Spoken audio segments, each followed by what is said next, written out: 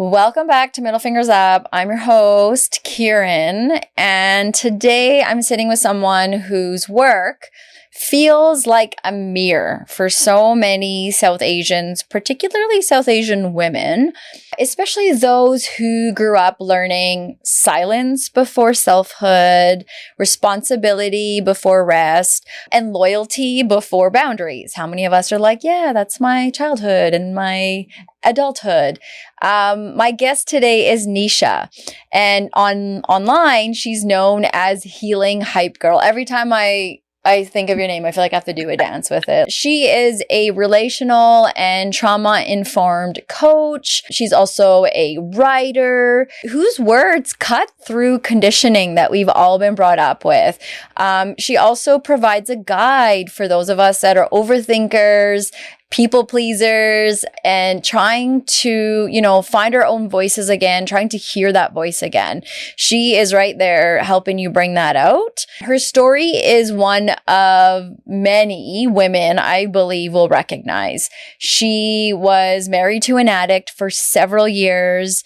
There was a lot of codependency. There was leaving. There was divorcing. There was choosing herself. And there's also choosing to not have children, choosing a life that does not always fit this cultural script that many of us have been brought up with.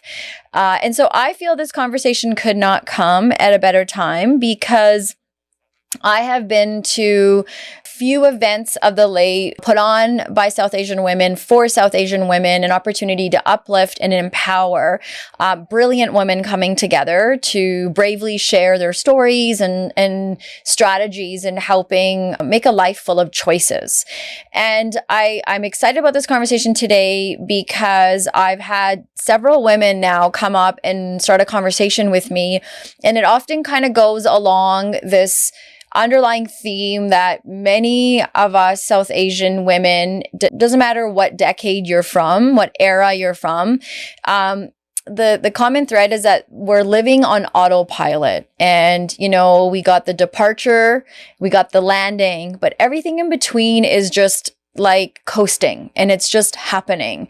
And a lot of the women, much respect, are trying to find a way to get out of that. And I think this conversation with Nisha is all about how do we support each other, support ourselves to start not living on autopilot. How do we exist with choices and meaning? So welcome, Nisha. So glad you're here today. Thank you for being part of our conversation. Thanks for having me, Kieran. I'm so excited to talk to you about all these juicy topics. I think this is going to be a good one. Yeah, I agree. I find so many of us women, we've grown up with women that are supposed to be our role models, our moms, our neighbors, our aunts, our grandmas, every other woman that has been around us in between. And their whole life has been a service to others. And we've inherited that. We may not have been directly taught that, but we've definitely indirectly, we've internalized a lot of that growing up. And we've watched these women not really have a moment of joy for themselves, not being allowed to dream in the way that we get to today, no language for what's, desire even. And I think having you here today, pulling a lot of this apart is going to be really meaningful, especially with women that have been coming up lately and talking about their part of the story in that, they're trying to shift in the way that you have. So it's going to be powerful. I can already feel it. Awesome. Yeah. I think when you mentioned pretty much everything you mentioned just made me reflect about how my word for 2026 is going to be received, my word for the year. And I think that that's something that most South Asian women probably need to do is receive instead of give, which we've been Mm. conditioned to do. That's not to say like don't give or whatever. Like I think reciprocity is a thing, but I think usually it's a very one direction, or there's a lot of guilt for not continuing to give or do things perfectly. So let's go. Yeah, let's go. Let's do it. Okay, let's begin. I also like to ask my guests, is there anything in the intro about you that I didn't cover that you want to add, that you're proud of, that you want to share? Yeah. No, I thought you did a beautiful introduction. As you know, I am a life coach. I am a writer. I'm writing a memoir about my divorce, and I know we'll talk about my divorce stuff at some point. And I think one thing I want to also mention is that how I really like to be a connector. Like I call myself healing hype girl because I want people to feel hyped up about healing and breaking cycles and creating new ones too, not just breaking them, but like creating new norms. But I also just love connecting people with others and bringing us together. And when you mentioned relational, I just kind of want to define that a little bit because I think we're always in relationship. And I think, there's like, in social media wellness land, there's like sometimes that phrase, like you don't owe anyone anything, or like, you don't owe each other, you don't owe them this or that or whatever, just, if it's specific to some relationship. And I think we owe each other a lot. I think that we are very interdependent. And I'm not just talking about with other people, but with the earth too, thinking about the land, thinking about how we're connected to it, thinking about animals, thinking about all that stuff. And I think we're quite disconnected. And when I talk about being relational, that is part of it. Yeah, that's so well said. I'm so excited to get into it with you. Can we maybe just like back it up a bit and start with little Nisha? So I want to meet the version of you that existed before all this conditioning, before the codependency, before the expectations. So if I were to meet little Nisha, the girl that was at 8 or 9 years old, what would I see? And maybe she was already carrying some of the stuff that we're trying to break, or that maybe she didn't even have the words for yet. I'm not sure. You'll tell us. So tell us what little Nisha at 8 or 9 was all about. What was going on for her? Yeah, that's actually like such a formative time for me when I think a lot of my wounds started happening. In terms of, I grew up in the suburbs of Chicago, for anyone. I was born and raised in the suburbs of Chicago. And I have an older brother who's a few years older than me. And then there was myself. And I think 8 or 9-year-old Nisha really wanted to play, but also was starting to feel like she had to be productive. She had to be perfect. She had to do really well in school. And I loved school. I love learning. But I felt like play was very denied to me, especially by my mom, who is very controlling and also a very hard worker. She's a Capricorn eldest daughter. So for anyone who's into astrology, you know what I mean? The eldest daughter of 4 sisters and a Capricorn. So yeah, that was, if you understand that, like that was who I grew up with. And I love my mom dearly. I've healed quite a lot, and it's still a challenge because I grew up in an environment there was a lot of criticism. So I was starting at that time to like criticize myself. But there was also a part of me that was still fighting to like do the stuff I wanted, to have fun, like to be a child, because I was one. And I really felt like if I wanted to go out and play and stuff like that, like I couldn't do that unless like I proved myself to my mom in a way that was up to her standards, as opposed to I was doing enough. I'm sure a lot of people might resonate with the, narrative that our moms had, where it's like, I was, rolling rotis when I was 4 years old or whatever, Yeah. And I feel like there was a certain expectation of me to be like what my mom did, to do the same things. And that's just a different time. I grew up in America, not India. There's just like a lot of differences and expectations. And as a child and as a human being, we want to belong, right? So of course I wanted to belong and be out with kids who were having fun and doing things and watching Saturday morning cartoons. But no, that wasn't me. I was going to grocery stores with my mom to stand in line as an 8-year-old with coupons to get things because there was a limit of 1 item per person. That's a lot of what I grew up with. And at the same time, I had a lot of security. I was never worried about like food on the table. I was never worried that my parents didn't love me or care about me. I felt like they were very strict, especially my mom. It was definitely more of a matriarchal family. My dad, he was just very like kind of passive and emotionally repressed. And my mom kind of just, I don't want to say set the rules, but she definitely was more in charge. And my mom recently told me, she goes, yeah, because my dad passed away 13 years ago, but she's like, yeah, I felt like he was like the good, like kind of the good cop, bad cop thing. Mm. And I'm like, yeah, I guess he kind of was like that. But I was in my head, I was like, yeah, but you were like extremely controlling and did not need to be. But I still think sometimes she has trouble coming to terms with that, even though she apologized more as I've been an adult. But I think there's still something she's holding on. So yeah, I just grew up very controlled, but really wanting to express myself and break through, do well in school. I had a lot of friends. I've always had friends, and I'm really grateful for the lifelong friends that I have. I feel like that summarizes it. I think there was always a part of me that felt like I could do more, but I constantly second guess myself. Like if I didn't try something and do it the best way ever the first time, I would quit, because I think school came really easy to me. And then also I had a very critical mother who literally told me multiple occasions when I said, like, especially when I was older, like as a teenager, that you have to make mistakes to learn. And she said, why make mistakes if you don't have to? Like multiple times mama said that to me. Yeah. So yeah, that impacts you, Yeah. Yeah. So, You definitely are like, oh, I get the message. There's no room for that. I appreciate you sharing that. And your name means night in the Indian origin.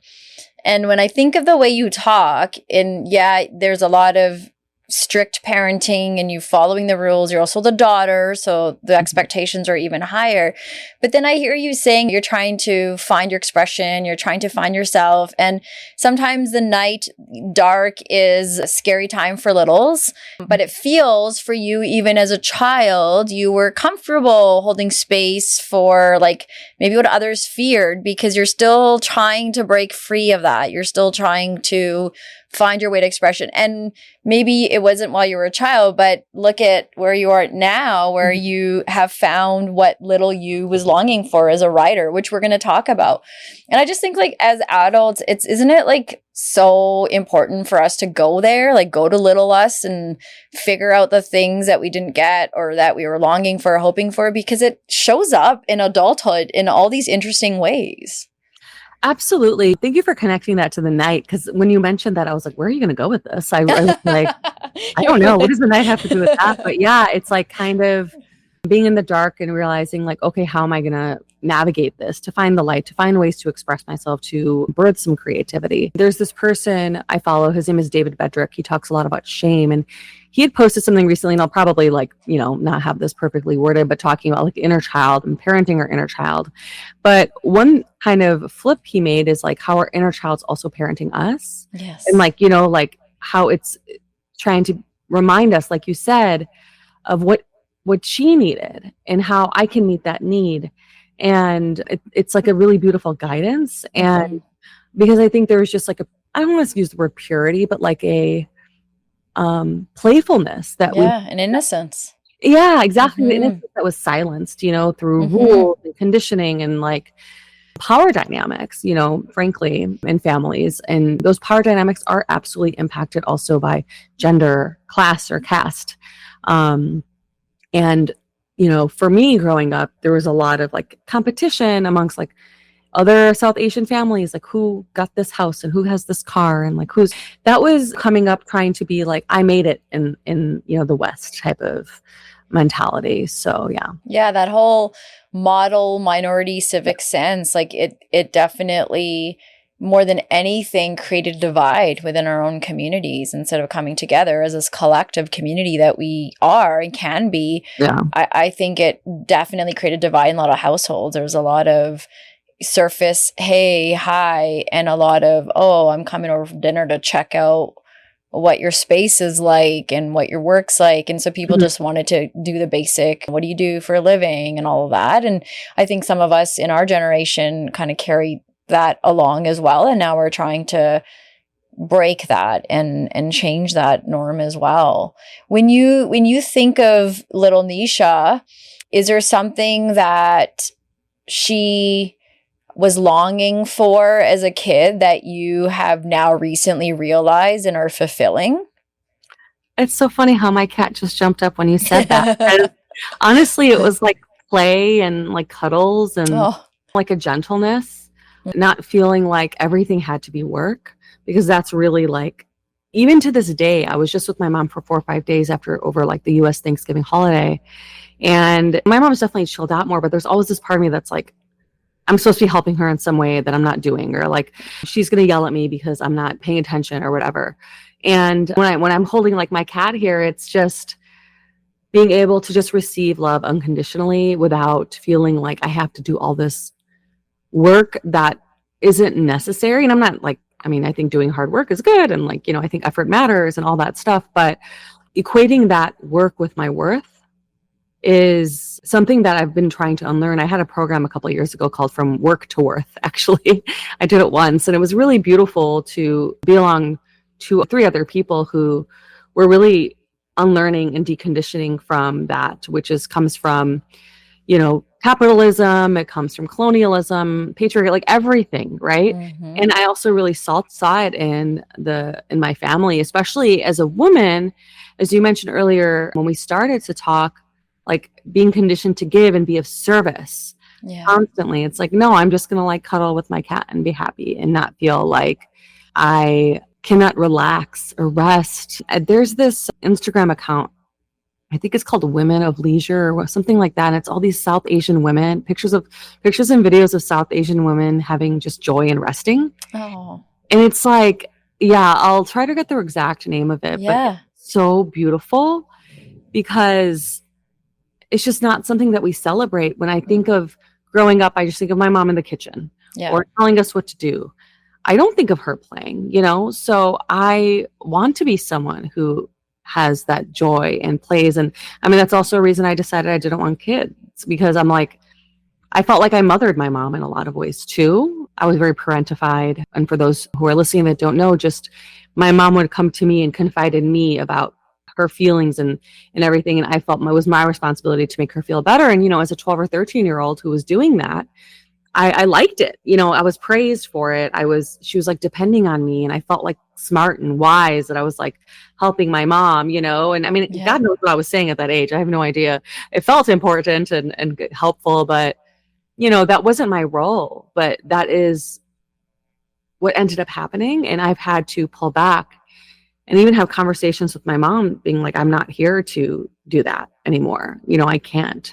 And thankfully she understood, but there's definitely some things I help with, like, tech things and all that stuff where I'm like, okay, step in here. I think little Nisha just wants to have that play and that joy and that rest. And she's getting all that?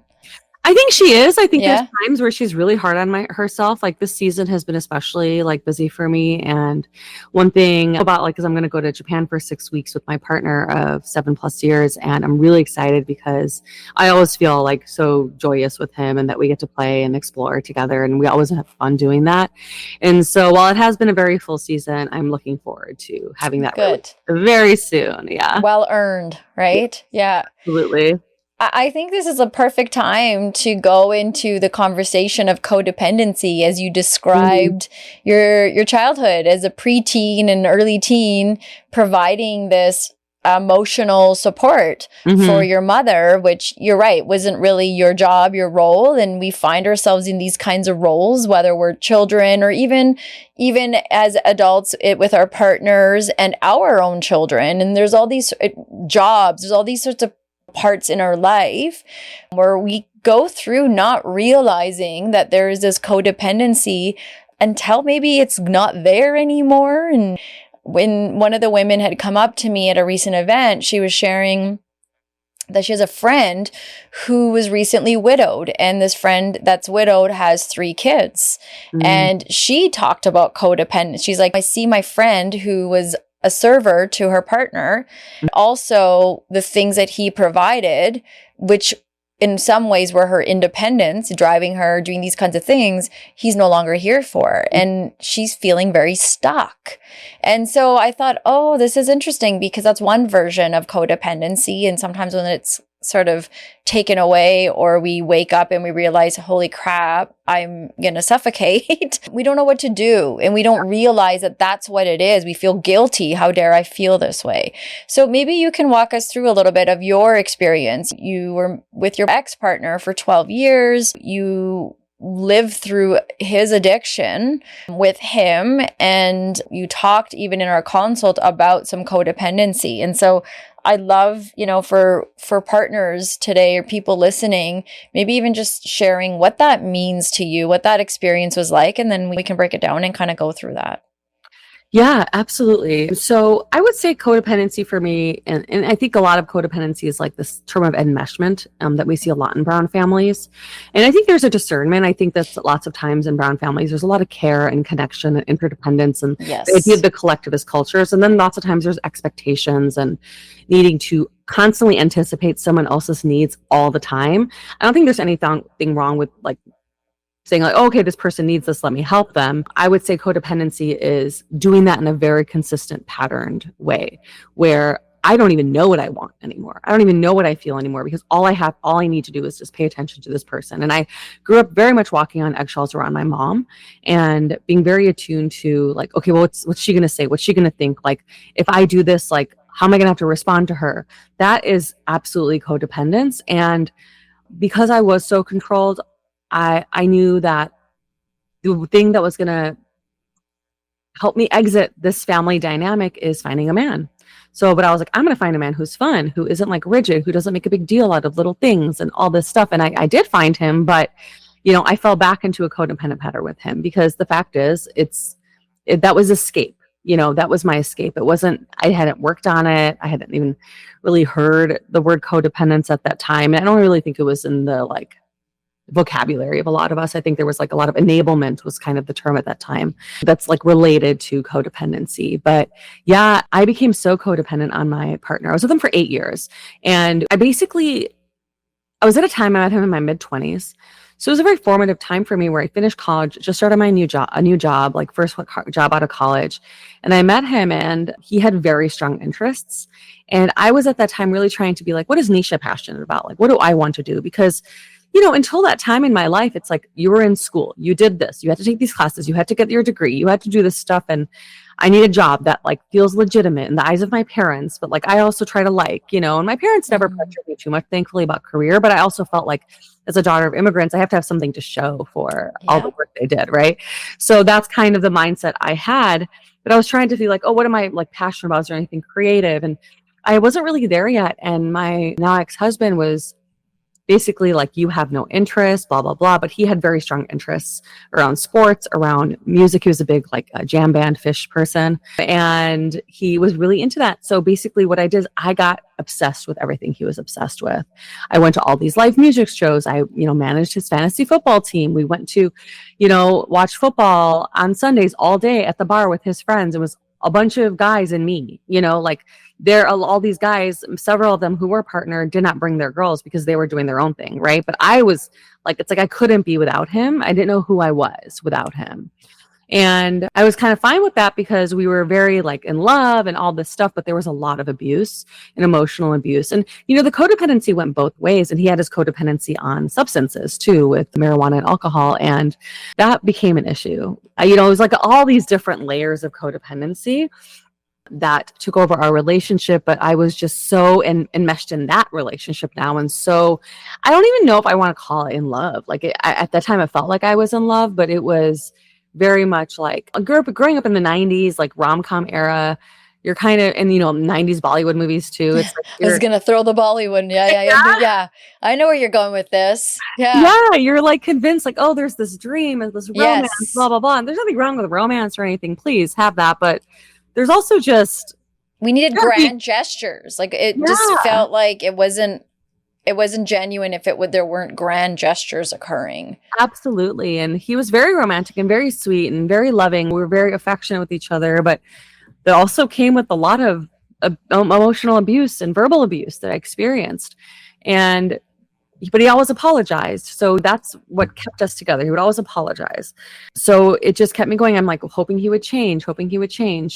And the funny thing is, despite the substance abuse and everything, I tell people that the biggest reason I left him was because, so when he had gotten sober And I started going to Al-Anon. And for those who aren't familiar, Al-Anon is basically another 12-step program like Alcoholics Anonymous, but for people who have loved ones who have alcohol or addiction issues. And I started learning this idea of detaching with love. Like I don't have to be codependent and attached to him. I can, if he wants to go to something, I don't have to go. I can say, I love you, and I'm not going to go to that. And he was sober for about 1.5 years, and then he relapsed. And I was like, okay, I'm really going to put this into practice. And I started just doing all this stuff that if he wanted to go to his nephew's baseball games, like I'd be like, okay, I don't want to go. Like I would always go to those. And my whole Sunday and weekends were taken up. I'm like, I want to read. I want to read this really cool book. I had a blog at the time. I want to write on my blog. I want to do these things. And I started doing that. And I started realizing, wow, when I do my own thing, it's not just that I do my own thing. It's that I don't really want to share any of it with him. Not that we have to do it together, but like, I don't even want to talk to him about it. And when I do talk to him, he just doesn't get it. He's not willing to receive it. And I'm like, we're just like not compatible, and we never were. And I just forced my compatibility, with everything he loved. And he had such this dominant personality, a lot of narcissistic personality traits as well. I don't really like to label narcissism. I'm not a psychiatrist or anything. And I think sometimes it gets overused, but definitely those traits were absolutely there. His needs were priority centered all the time. And it got better when he was sober and he was in AA and really working his program. But the fact is he relapsed because his needs weren't being met. My father had passed away unexpectedly, and I had to, help my mom out and send her needs. Absolutely. Because she did need me at the time. And that didn't feel like codependency. That felt like me, like, no, my dad died, That's a time where you need your partner to show up, and sometimes they have to show up more for you. That's just what a relationship is. And he wasn't able to, and then he relapsed. So it was probably the best thing that could have happened in a way, because it made me realize like how much. I always say it's like I had one eye open and then the other one opened, and I was like, whoa, wait, like I can't go back. I can't unsee what I'm seeing now. And when I was in my truth and did what I want, I felt like I had nothing to talk to him about. And that's when I realized one of the most formative books for me after my divorce was All About Love by Bell Hooks, because she talks about interdependence. And it just blew my mind, because it's like, oh, I can be in love with someone. And I do have a partner right now of over 7 years, and he has very strong interests that I support him for, but they're not my interests, and that's fine. And there's things I love that it's not his interest, but he supports me, and it's fine, and we could talk about it and share that with each other without having to he loves volleyball and goes to take pictures of volleyball tournaments. Like, I don't go to that. My ex-husband, I would have like gone to all of that and just sat there. But no, now I'm like writing my memoir and have my business. Like I was thinking actually in July, I had gone on a trip with my partner for like 3.5 weeks, a road trip. And I had to do some things for work because I have my own business, right? And I was thinking, I'm like, wow, if I was in a relationship with my ex-husband, there's no way any of those things could have happened. Like my boyfriend and I, we talked about this trip and like, okay, this is when I'm going to need to do this. And I remember I was going to Toronto actually to see a client and have like a VIP day with her. And we were figuring out like, okay, I'm going to have to be in like the Airbnb, like while she comes. And he was like, okay, I'll like go here and like do this. And there was one night I was going to have to facilitate something and we needed to get somewhere at a certain time. He's like, okay, that's fine. He's like, I'll go see a movie. Like he was so working with me on this, where my ex-husband would have just centered everything he needed. Like I could not even imagine having my own business while being married to him, because I just wouldn't have a partner. I didn't have a partner. Yeah. Yeah.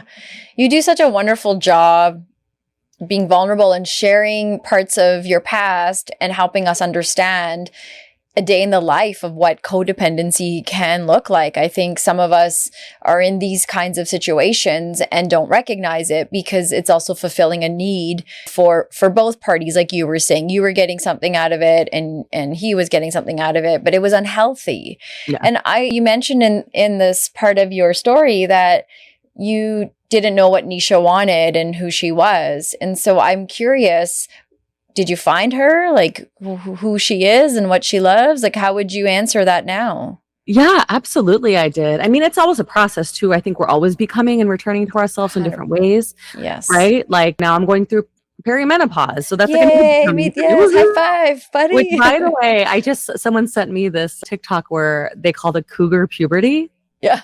Oh, I called it the second puberty. That's so funny. 100% cougar puberty. Yeah, I love it. I was like, okay, I'm down with this.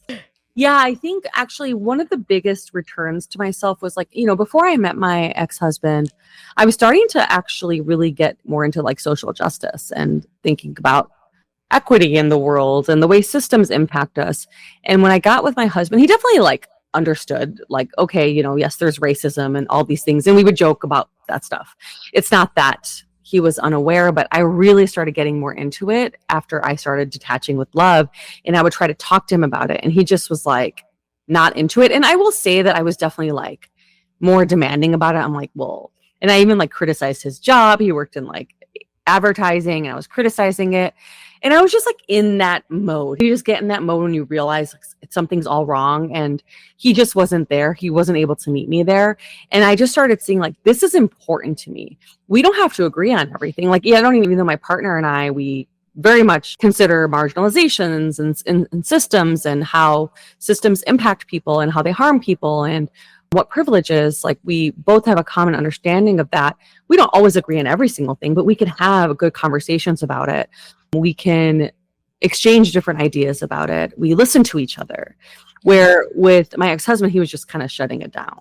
And yeah, that was like another thing that made me be like, this is what matters to me. And this is what's important to me. And I want to have a partner who cares about this stuff at minimum. So that was the first like inkling of returning back to myself that I realized was a necessity for me and any partner I chose in the future, that I needed to have someone who cared about the world and cared about other people and how it worked. And if you don't, that's fine, but that's not going to work for me. Yeah, that makes so much sense.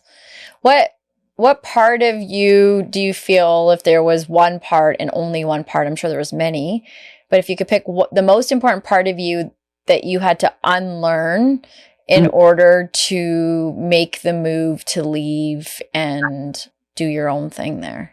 Yeah. So, I think it's really important for me to say that, yes, it was an abusive relationship. Yes, he was very controlling. And now I'm an adult. Like I realize like the ways I was wounded and how that put me in a controlling situation too.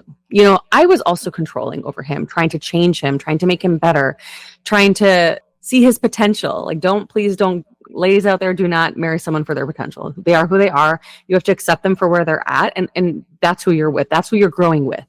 But I definitely. It's a great PSA. Yes, PSA. Just, yeah. No one's perfect. We're always growing and learning and evolving. And there's this savior martyr mentality that I think South Asian women, all women, and definitely South Asian women have to deal with like all this emotional labor and constantly provide. And there was a lot of that I did for my partner. And I will say there's a lot of that I didn't need to do, that it wasn't my job. And I take accountability and responsibility for the fact that I pushed him in certain ways that he wasn't ready for. And he has a right to be on that timeline. He is a human being, just like we all have a right to be on our own timelines for our growth and our healing. And one of the biggest unlearnings I had was, okay, any partner I have, first of all, I'm not doing that emotional labor to change them. They can go see a therapist. They can start thinking about how patriarchy has impacted them. And I'm happy to talk to them about it, but I am not their therapist. I am not their mother. And I am not going to do that. And that has been one of the biggest unlearnings for me, especially in relationships with men, with cis men, that is not my job. I'm not going to do that because it completely took me away from meeting my own needs or even knowing what my needs are, not even meeting them. What are my needs? What do I feel? I do a lot of workshops for organizations around like trauma-informed care and wellness, as well as coaching. And one of the trauma responses I mentioned is that we can have is not having needs because they've never been met. Like thinking you don't have needs because your needs have never been met. So it's like, oh, I don't need anything. It's like, yes, you do. You're a human being. So yeah, that was definitely the biggest unlearning for me. I think that's a really important message for all of us, because I think so many people can relate to this in partnerships, even with their own children. You even talked about as a child, like the message of don't make a mistake. But as a child, that was your timeline. I love how you say that. Like you had to go through what you had to go through to get to where you are. And it's the same. And I like how you put it in terms of being with an addict. it's so easy to say, yeah, like go get therapy. You need to stop. You drink too much, you smoke too much, whatever. But they have to decide that themselves. And it's like this charge versus control. And we often as humans try to control an outcome that really isn't ours. And we're not, unless if we're, we have magic to do some kind of hocus pocus stuff. But aside from that, we can be in charge of how we choose to be around that. We don't have to be around it. We can make a choice in managing it. We can make a choice in, okay, today we're going to be going out and they're going to have drinks and I know they're going to do it no matter what. So what's the thing for me? How do I show up for me? And I think this gets lost for a lot of South Asian couples, especially the woman's side, because as we said earlier, there's loyalty over, your own boundaries and all these things. So as you said, the whole enmeshment. So we end up getting mad at that person. We end up getting mad at that problem. But it's like, what are we supposed to do? Like, if there's one thing for people listening right now that are kind of getting what we're saying and, they have an opportunity to do something different, what would you suggest is that thing that they could do? So I think a big discernment that we need to have is the difference between caring for someone's feelings and caring about someone's feelings. Ooh, okay. So I talk a lot about like empathy versus emotional caretaking. I can care about people's emotions and be there for them and show that up and ask them how they're doing and give whatever I can. I can't make them my responsibility to change them. One, that's manipulative. Like his feelings, whatever those feelings are his feelings. And I don't have to like it, but I can make a decision about what's going to work for me. If he's angry and like yelling at me, I can make a choice that, or critiquing me or whatever, like what am I going to do to take care of myself? Because a lot of it also includes a lot of gaslighting too. And I think that's where things get tricky and we can start getting very like enmeshed and trusting ourselves because we start gaslighting ourselves at the same time. So really, like, how much are you giving empathy to someone? And when is that crossing the line into taking care of their feelings? And oftentimes, Kieran, taking care of someone's feelings, it's also to ease our own discomfort. Ooh, isn't that the truth? And it's a distractions at the best. Like too, right? If I worry about you and I make you my priority all day long and what is Nisha going to eat? What's she going to do? Blah, blah, blah, blah. Nisha this, Nisha that. Then I don't really have to do the things that I actually can be in charge of. Like, what am I going to eat? How am I going to handle whatever it is that I don't like that Nisha does? But instead I'm going to focus on and I think that's such a common thing that happens in households. Kids see this between parents a lot. Kids and parents go through this a lot. Mm-hmm. So sorry to interrupt, but I was like, it definitely hit hard. No, for sure. It's distraction and discomfort. And so we just avoid because it's just easier to look at other people, especially when they're in front of us, than look at ourselves. But everyone is a mirror for us too, right? When you said the distraction, it reminded me, it's the codependence, it's constantly attuning to other people and their needs.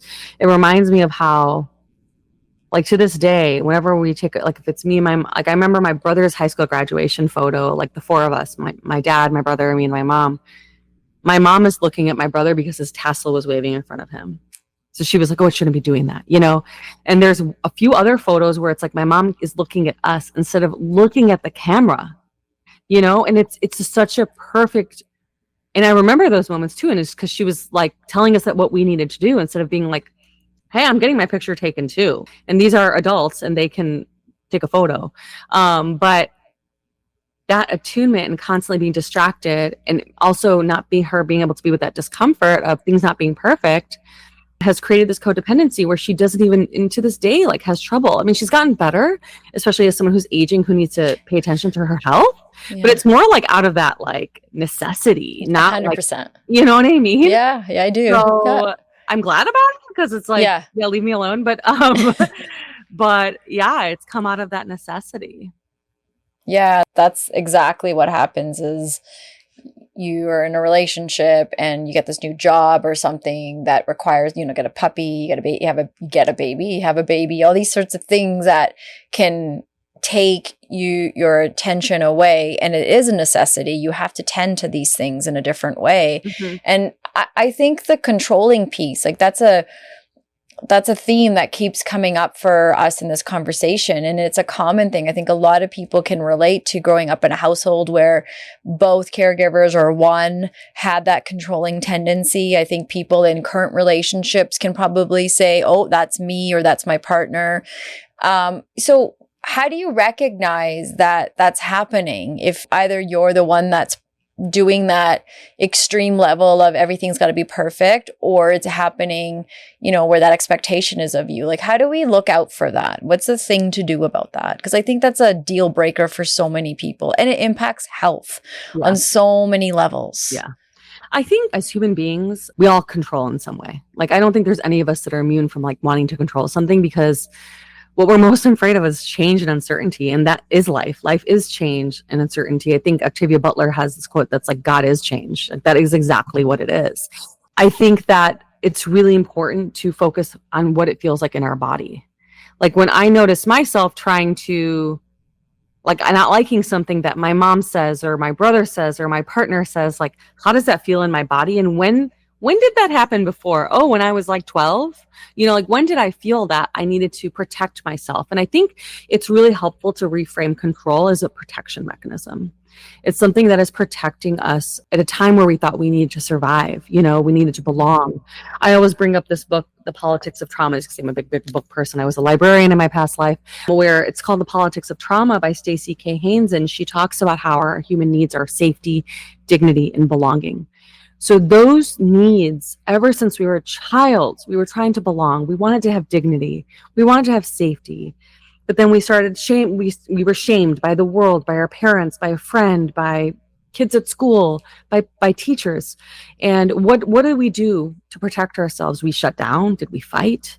Like, those are the things that still show up in relationship, especially when someone triggers or says something to us that reminds us of a thing our mom said or a teacher said or whoever said. And knowing what that feels like in our body, and then the story that comes with it. A lot of what I do with my clients one-on-one, and also in my group program that's called Meet Yourself, because literally I'm like, I needed to meet myself. And that's one outcome that happens as a result of my program, is what are the things that we've done to be codependent, to constantly attune to others and get away from ourselves, so that we can know those things, so that we can turn toward ourselves, is really connecting to our body. My first week is called, is it my trauma response or my personality? So, because I've had workshops about people pleasing and codependency, and someone's like, people pleasing is like just my personality. I was like, okay, well, let's back up a little bit. Mm-hmm. Has it been something that you've been conditioned to do, like because of your gender? Has it been something, or your culture? Has it helped you survive? And because it is like, the fawn response is a reflexive trauma response, where there's like a constriction in our body that's like, no, I don't want to do this. And then there's a performance that says, sure, that's fine. Or like, I don't have any problem with you criticizing me in front of everybody, whatever, that's fine. But there's a constriction in your body. And you get so used to that because, well, if I speak up, my mom might yell at me later for embarrassing her in front of everybody, right? Or if I say something, I'm going to hear it when I get home. So I'm not going to, I'm just going to act like it's fine. And it is a legitimate survival response that if someone, I always give the example, if your home is being robbed and someone is taking all your stuff, you're going to say, take everything take anything you want. It's not because you want them to, it's because you want to survive, right? Yeah. So that is like a fawn, people-pleasing response, right? And that gets overcoupled and overgeneralized into other parts of our lives when we don't realize, like, one, maybe feeling the need to belong, like me feeling the need to belong to my ex-husband led to a lot of codependency and people pleasing. And then I had to realize, like, I don't belong to him. I don't, like, that isn't the belonging that I want anymore, So I think really paying attention to our bodies, paying attention to the stories.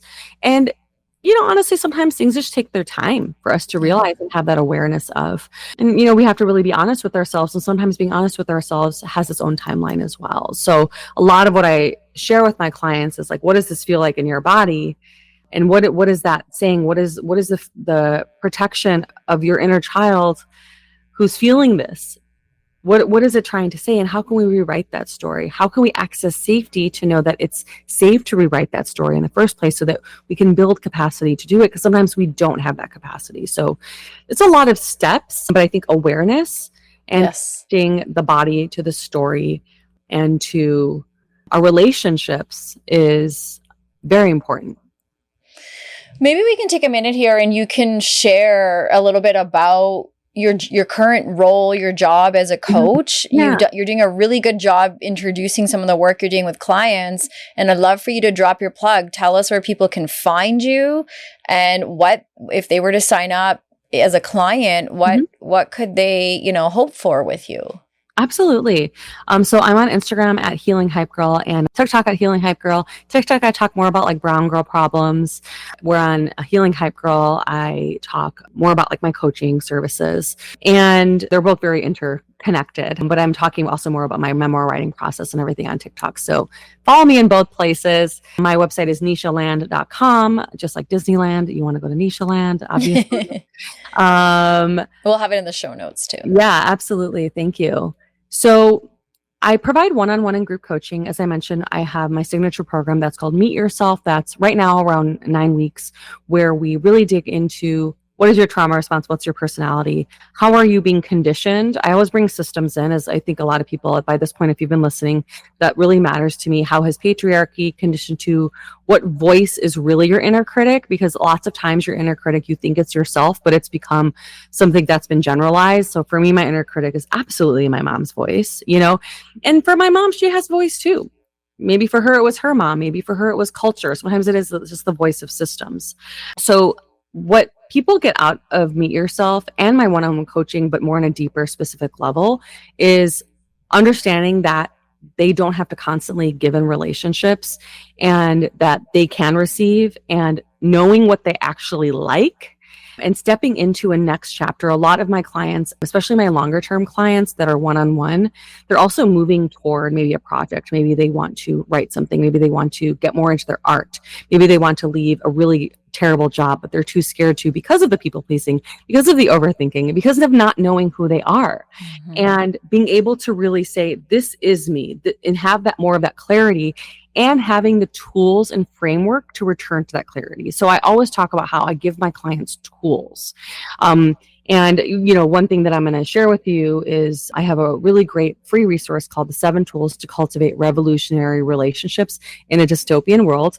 Because like I said, I always try to contextualize things like we are creating a relationship with ourselves and other people's in a world that is really challenging right now, where there's an increasing inequity, where there is more of a gap between the classes. And how can we cultivate these relationships with ourselves so that we're not constantly attuning to other people and everyone else's needs, so we can know what we like, so we can have better relationships with other people because we have a better relationship with ourselves and understanding what our needs are and what our feelings are. And how knowing our needs and feelings can lead to expressing ourselves and creating in a way that is not just for ourselves, but also supportive for the collective. I always think about our relationship with ourselves, other people, and the world. And then going back to that sense of responsibility. So it's really inner transformation that supports external transformation. So that's a lot of the work I do.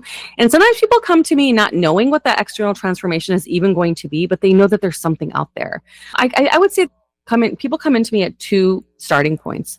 One, they're just like desperate and they're like, oh my God, I have just been people pleasing my whole life. I don't even know who I am. I am just so sick of being bullied. And then the second is the one who has already started a lot of their own healing work, but they want to do some type of project. They want some consistency. They want support, practical support to help them keep them accountable for an art project or some type of, lots of time it's creative projects. But ultimately, when we come back to ourselves, we realize we are a life force and life is here to create.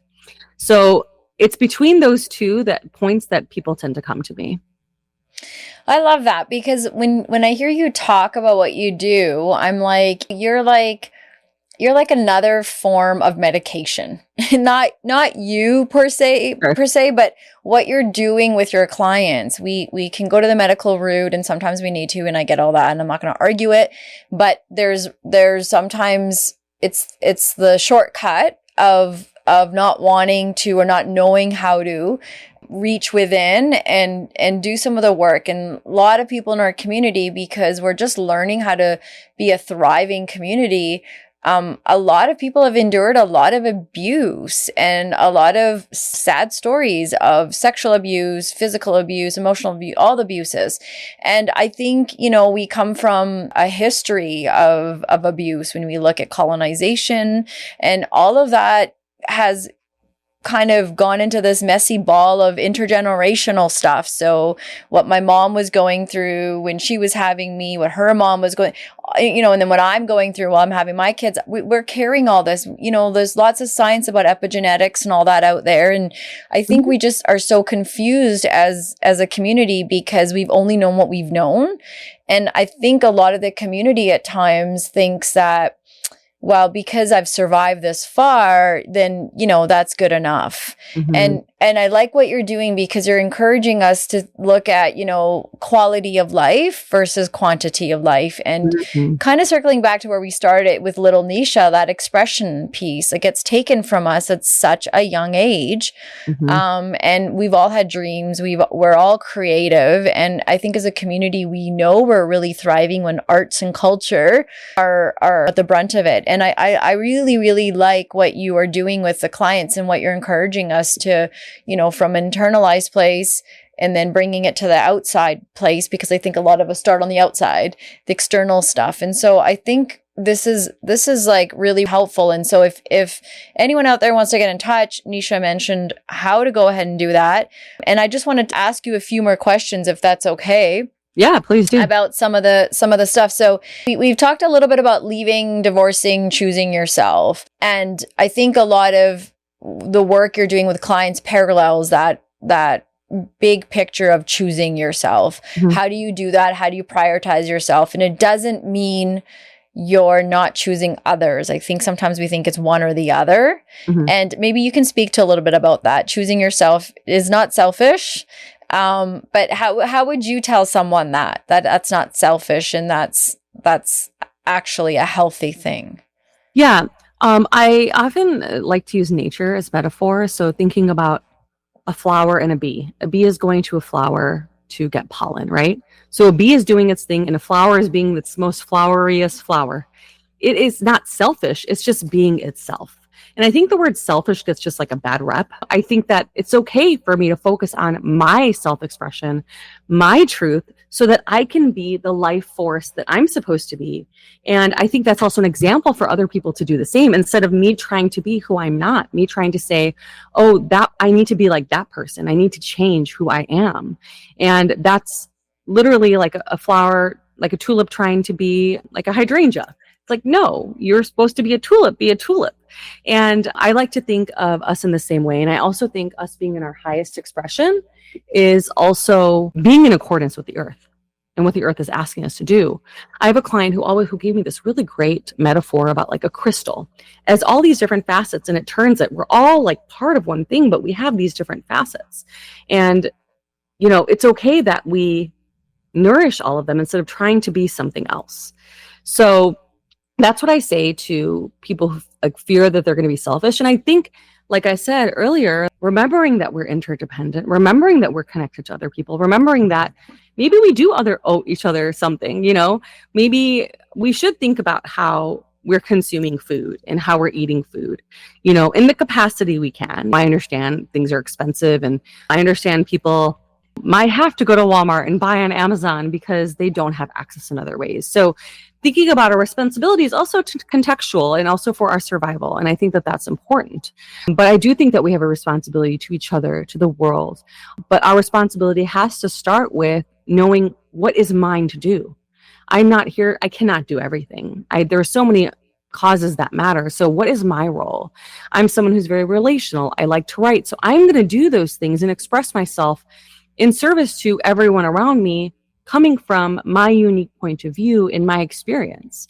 And that to me is like when I shine, I always have like a very big Care Bear vibe. I talk about Care Bears a lot in my work. It's like the Care Bears, there's like Grumpy Bear and there's Funshine Bear and there's Cheer Bear. And the way they have power is that they hold each other's hands and they give their Care Bear stare. We're all here to do our own thing and to be our own cheer. Grumpy bear is grumpy for a reason. And there is magic in that too, right? So how can we then come together and shine on everybody? What is it like for a woman who has never been taught as a child in her upbringing and even where she's at in her lifespan to ask herself, okay, what do I want? What is that? I'm sure you come across clients that are like, I've never been, I don't know. If you ask me, what do I want? I don't know. It's like going to, as we talk about mass production, going to a Walmart, wherever, and looking at the shelf and seeing tens of thousands of shampoo bottles. And you're like, I don't know which one is best for me because there's so much choice now out there. And I've never, been guided along. So I'm just curious for the clients you get and from your own experience, or anyone else listening that maybe needs a little bit of inspiration about what goes down for us when we don't get to answer the question of, what do I want for myself? How do we change that script, encourage women to ask themselves that more? Oftentimes when people don't know who they are, they don't know what they like, it's like they're starting from being a little kid again in an adult body. So I think it's really attuning at that point what your feelings are. And I do an exercise. One of my tools is like feelings and needs exercise. I actually have these cards that I give to my long-term clients. Over here, feelings. Here's the needs cards. And then here's the feelings cards. So I have these feelings and needs cards that I give to my 6-month clients. So we look at your feelings, validate them as they are. Don't say, I shouldn't feel this way. Second, we say, I shouldn't feel this way. We're not turning toward ourselves. We're turning towards someone's judgment of how we should feel. Definitely. Like if you feel disgusted, let's be disgusted. So now that you're disgusted, what do you need? What need maps to that feeling? And I really meet people and accept them for where they're at, not judge them, coming from a place of curiosity, not judgment. And so you're starting where where you are, and we're going from there, and we're building a story for yourself. And I think it's actually so magical to see where people go. And when they start to accept their feelings and their needs and not see them as problems, and also at the same time taking accountability. So of like, okay, when am I projecting my feelings on someone else because I don't know what to do with them? I don't know how to meet my own needs. And so that's, I think, a huge place to start, as well as connecting to our body and connecting to that young child where you might be stuck at that age to a degree and what they needed. And a lot of times it's acceptance, it's to be seen, it's to be heard. And my job as a coach is to meet you at that place and not expect you to be at the place where you're starting the podcast you've always wanted to, because you don't even know who you are. You don't even know what that podcast is. Or maybe we're starting the podcast and you change your mind about what it is 6 months later because you've learned something new about yourself. Like I said, we're always becoming, we're always evolving, but it really is building the foundation of who you are through meeting yourself where you're at. And it could be really scary. It could be feeling less than other people. And I always say, and I kind of look at it through this karmic perspective too. Like, I'm not supposed to be on someone else's timeline, whether you believe in reincarnation or not. Like, that's where they're at, and they're here to be for the lessons that they're here to be for. And I'm here to be here for the lessons and relationships that I'm here to be for. And that might mean that I fail a lot. That might mean that person looks like they're succeeding a lot, and that's okay. If I really come to a point where I am meeting myself, where I am accepting myself, where I am laughing and being curious about myself instead of judging myself, I really am allowing myself to be in my fullest expression without keeping myself small and shrinking myself as I have my whole life. Yeah. I think there's a lot of safety in that when we start learning how to show up for ourselves. And I think sometimes that's the biggest challenge, is when you in our community aren't taught these skills, these ways to figure out, who am I? What do I need? Even self-worth. Like, that's what my husband and I say. I don't care what my kid's career path is. They could have the biggest and most well-paid job. They could be getting paid just to get by, and none of it matters if they don't have self-worth. And I think self-worth is something our generation is starting to only learn about now, because the ones before didn't even know what that meant. You just autopilot, you do what you got to do, and right.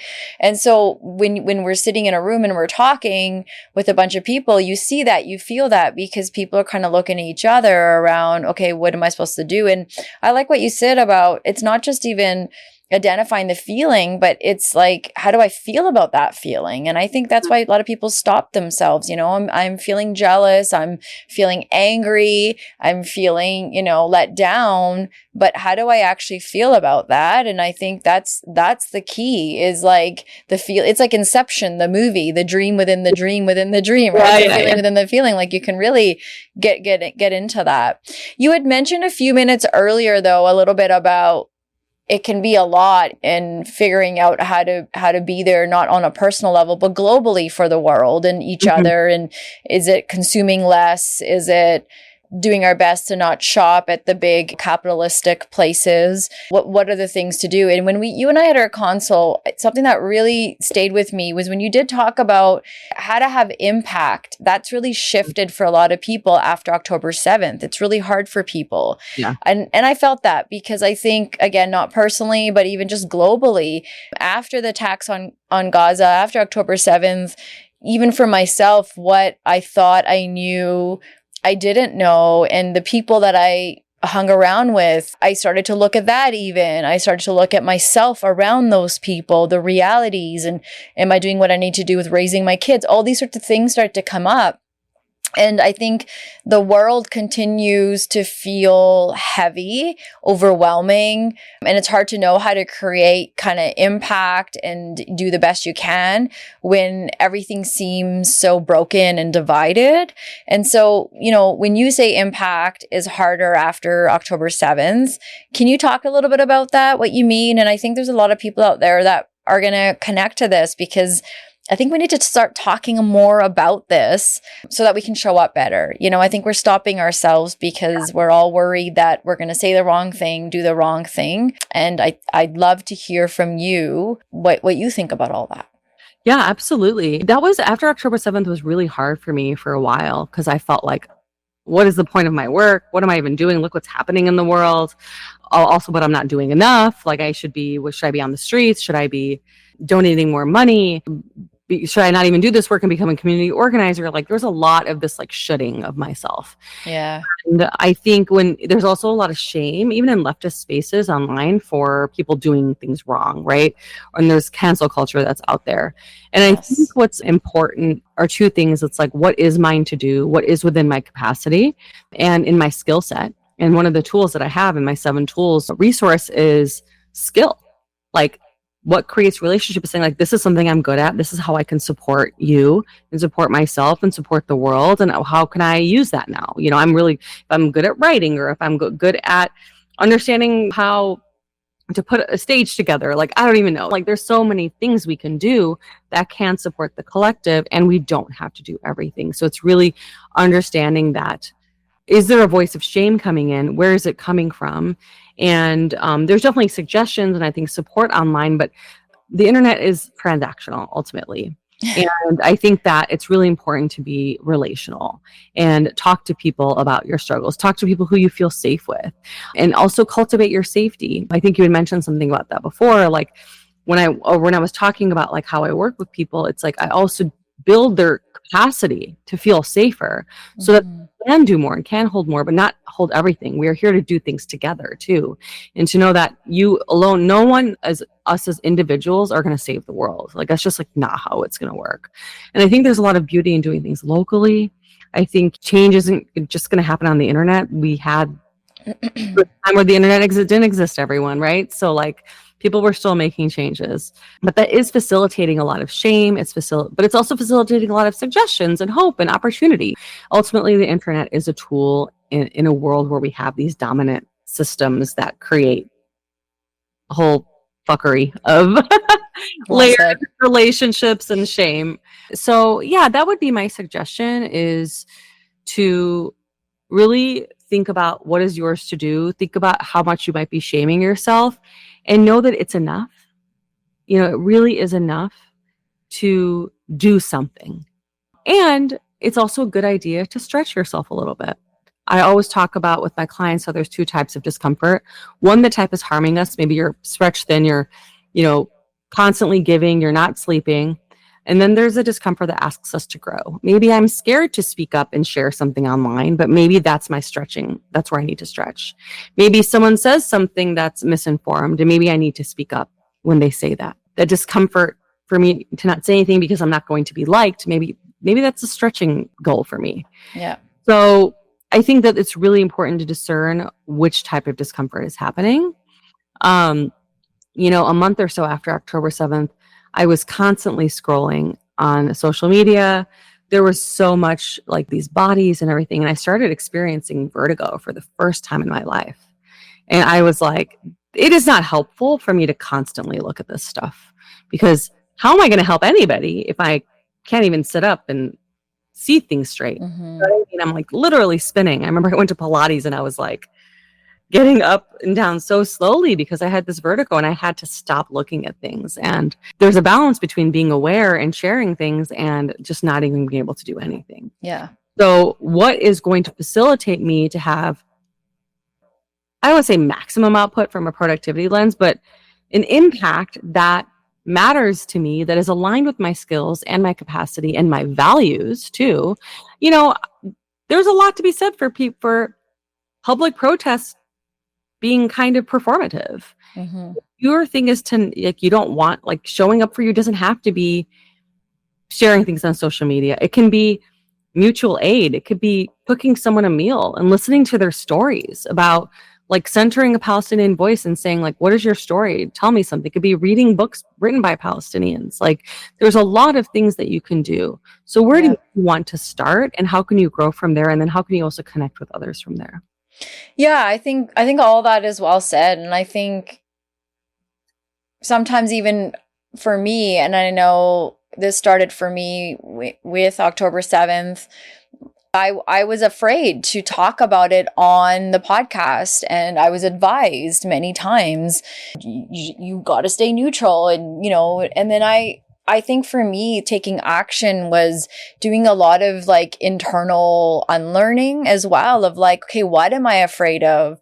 What have I been conditioned as a Punjabi girl all my life? And the homes that I grew up with, of families about immigrants and people of color, and then I also grew up in the system of white supremacy. And so of course there's discomfort. So everything is connected.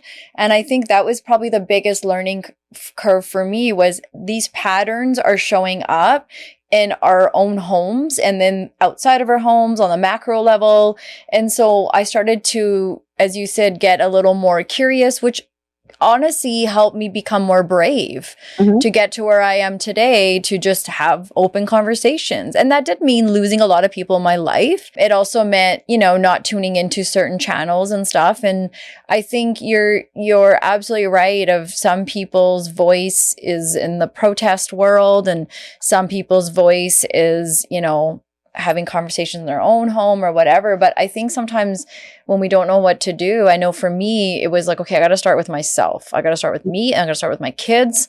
And then we'll figure out from there. Yeah. And now we're at this place where we're talking about AI. We're talking about, like you said, consumerism, all these sorts of things that I didn't necessarily know were so deeply embedded and connected. And I think the more we talk about these things together and we feel comfortable and safe, I think the more we learn as well about, okay, this is your perspective, that's interesting and whatnot. And so I honestly wanted to bring this part up because I think we need to keep talking about it. I think over time, for a lot of us, we go into the comfort of our everyday life, and it is important to know that this is still going on. And you guys in the US are experiencing your own versions of division at an all-time high as well. And I think there's lots of connection there. So I'm sure I don't need to tell you that, you guys are living it yourself, but we all feel that impact all the way over here in Canada too. We feel it because we're all connected to each other. Absolutely. So I appreciate your encouragement of we can all do something. We all have skills. We all have talents. We all, whether it's quiet, whether it's loud, whether it's through expression, whatever it is, it's possible. So appreciate that. Okay. So we're wrapping up.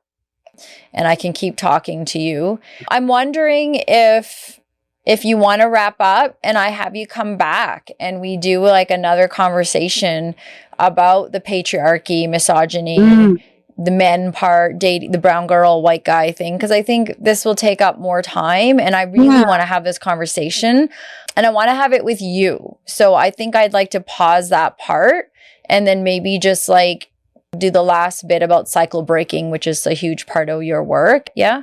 Yeah, that sounds great. I just want to, on your, if we follow you on Instagram, we will see this on your page. When you talk about your mission, your life's work, you talk about women should not tolerate abuse.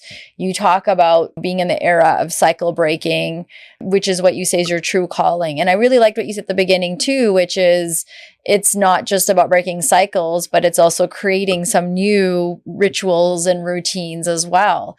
And so can you speak to that a little bit and give us some advice, some tips about that before I finally let you go? I think for the cycle breaking and cycle making, it's one thing I always start with my clients with is, what are your values? What matters to you? And then we actually make values-based goals because, coaching is a little more goal-oriented than like therapy. So it's like we make goals, but they're more intrinsically motivating when it's about values. Can I ask you something here though about the values? Like, how many times do your clients so quickly answer that what their values are? How many times is there a huge pause and like lack of clarity? So I actually have a values workbook that I give them and I ask them to do it before we meet. And I say, if you can get to your values, great. If you're like, I have about 30 of these, I don't know. If you are really confused, that's okay, because I'm going to meet you where you're at and we'll go from there. Yeah. So that's what I do. Sometimes people have trouble narrowing it down. So we talk about it together. We narrow it down. Sometimes we just like end up with more because like that's just where they're at. And then we make values-based goals from those values. But we usually end up somewhere where they feel pretty good. And I also say, choose a stretch value. Maybe integrity is something that's feeling hard for you, but that's kind of where you want to go toward.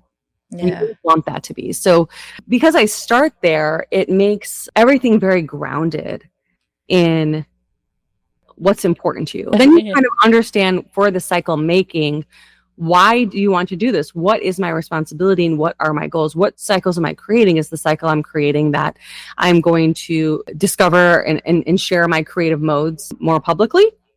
Is my cycle breaking that I'm going to really work on the relationship that I have with this sibling that comes from a place of care and connection instead of my fight response?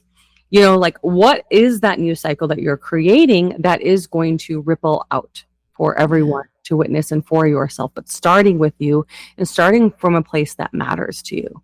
And then always connecting that to larger systems. Like how is this cycle breaking something that's disrupting patriarchy? How is this something that's redefining what success means in our community? So I always start with the values piece because it is a really beautiful, I talk about values being an anchor and a compass, right? Yeah. It grounds you and then it shows you what direction you want to go. And, I've had one really cool thing that happened with one of my clients was that halfway through, we shifted one of the values because she had grown to understand herself differently. And therefore that value shifted. 100%. Yeah. I love that. Really cool. I was like, yeah, oh, really great. It shows that you've grown. Not that your values have to change. Totally. But it really showed that shift in how she was understanding it. Yeah. So that was really, really cool. I can totally see that and appreciate that because even in personal experience, and I'm sure people that are with us today would agree too, that sometimes what serves us at a certain part of our life doesn't necessarily mean it's going to serve us at a different part. Like we are evolving through the lifespan. And I think as a South Asian community, there's that loyalty again. We've been taught this is the way it is. And then we don't question, okay, but who said?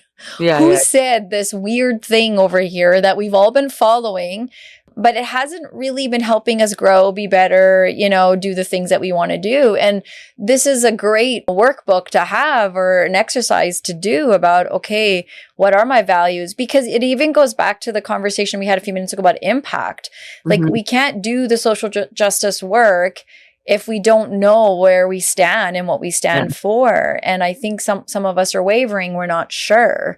And if you're a people pleaser, then you're also naturally standing for what everyone else around you is standing for too, because yeah, you're great. You're great. You're great. Yeah. So it all connects. And okay, like deeply, what grounds me? Where do I come from? What are the things that if no one's there for me, I can hold on to these things and I stand by them. Honesty, whatever else that, caring for humans, whatever it may be that we're not always taught, which is so weird. We're taught how to survive. And I think it's cool to be able to go back and have those kind of conversations of what do I value? And I'm sure that impacts people's relationships too. And so that's cool that she was able to get to that place. I love that. Yeah, it was really neat. So if people are listening right now, and maybe the one on autopilot, the one who's forgotten herself or themselves, the one who thinks it's too late, this is the way it is, or I don't believe in this, I'm fine. What would you say to that human being right now? Yeah, I would say it's never too late. I think a lot about, as a writer, authors who publish their first book when they're 70. Like it's never too late to turn towards yourself. Some people never do it. And so what is one small thing that you could do today? Maybe that's taking a nap for 30 minutes. Maybe that's going on a walk. Maybe that's calling a friend and saying, I need help. Maybe it's getting that book that you've been wanting to get that will be supportive for you, or joining going to Al-Anon, whatever it is, what is one small thing you could do so it's not so overwhelming where you feel like I can't get that far, right? And this once again goes back to meeting yourself where you're at, because large change is just a collection of a lot of small steps, and it's not linear up, it's up and down. Like I said, I was just with my mom for 5 days. Trust me, I slipped, a few times with her. Love her, but it was activating, and I did not have a chance to leave before I left to ground myself, which is often what I do before I see my mom. Journal, things like that. And I didn't have a chance to. So I also gave myself grace, but I also returned to some of the tools I have, and I didn't do it perfectly, but I did my best. Yeah. And so just reminding yourself that you don't have to do it perfectly, that there's always a starting point, and it's not too late. You don't have to be on autopilot. Every single thing I think we do from an energetic perspective impacts other people around us. And people, when I've seen on the internet, on threads, a lot of people are like, what's the moment you knew you wanted a divorce? And for me, it was a collection, but the real time where I was I told him he had to leave was because I started severely dissociating, and I experienced what's called derealization, where I kind of went to it's going to sound weird, but it happens, where I almost went to another place. Reality wasn't reality anymore. And I started really dissociating. And that didn't just happen. That happened over an accumulation of a lot of pricks and scrapes and all these things. And in the same way, you can build in that way. It's not just one direction. There's a lot of small things that I've done. And there's a lot of stuff I used to do a lot that I don't anymore. I used to meditate a lot. I don't anymore. I used to journal in a specific way. Now I do it differently. And that's an evolution. It doesn't have to be the same thing over and over. I talk about consistency can be inconsistent. It's okay. Yeah. Absolutely. You mentioned you're working on a memoir. I feel like you need to name it Meet Yourself Where You're At, because that has been such an important theme for today. Yeah. But before you go, tell us about projects that are coming up. So I know you have published writing. That is your expression. You talk a lot of your experience through that. So tell us a little bit about where we can find some of your work and when we can expect your memoir. Sure. So I'm hoping maybe by the time this comes out, I'll be writing more in my Substack. It's called Memoirs of a Nisha, and can play on the Memoirs of a Geisha a little bit. And I was using it before to review memoirs, but I think I'm going to actually do deeper dives with memoirs and nonfiction books. And I'm talking about for memoir lovers and personal growth nerds who want to play. So something getting deeper in terms of annotating books, getting into it and connecting it to our personal growth, which is also our collective growth. So that's one place. I also, in the beginning of the year, will start sharing more about one-on-one coaching that you could do with me to help you grow to that next level that you want to go to. Whether that is I am sick and tired of being sick and tired, or it's I want to do this creative project and I keep self-sabotaging, I keep getting in my own way. I need that support, and support that is not just about having a project management dashboard and timelines, but also what are the voices and the stories that you have in your head that are keeping you small, that come from patriarchy and these cultural stories. So I'll be doing that, and probably mid-year next year. I'm not exactly sure when I'll be doing my Meet Yourself group again. So definitely get on my email list, because that's the best way to hear the updates for what I'll be doing. And I'm about 50,000 words in with my memoir, first draft. So I'll be hopefully finishing that in the next few months, and then I will start on the second draft and do that. So a lot of what I'll be talking about on my different social media channels. Is there anything you wish that we talked about today, or I asked you, or you want to go back and clarify that maybe we didn't get a chance to? No, I think we really hit on so much together, and yeah, I'm really grateful for this space. I am too. I do agree that we did hit a lot. And now I know that you'll come back to do a part 2. So to the women listening, the people listening right now, what's one last thing you'd like to leave people with? If they leave with one thing and only one thing in today's episode, what do they hope that is? You do not have to do what you think you quote unquote should do. And I think that really goes with not just what are your feelings, but how do you feel towards your feelings? And if your feeling towards your feelings is anger, resentment, frustration, shame, embarrassment, then that is something to dig into, because that is coming from some type of should that you've been conditioned to have. Well said. Well said. I didn't ask you what you wanted to put your middle fingers up to. I'm putting my middle fingers up to the shoulds. Feeling like we should be a certain way instead of just being ourselves. Thank you so much for your time today, Nisha. I really appreciate chatting with you online. I appreciate, you hype me up too all the time. Whenever I have something that I share, you send so many kind messages. So you're clearly, genuinely living what your name is. I really hope people reach out to you. Does it matter if they live in other parts of the world? Can they still work with you? Oh, yeah. I've had a client in Africa. I've had clients from all types of places. So please do reach out. I love that. Thank you. Thank you so much.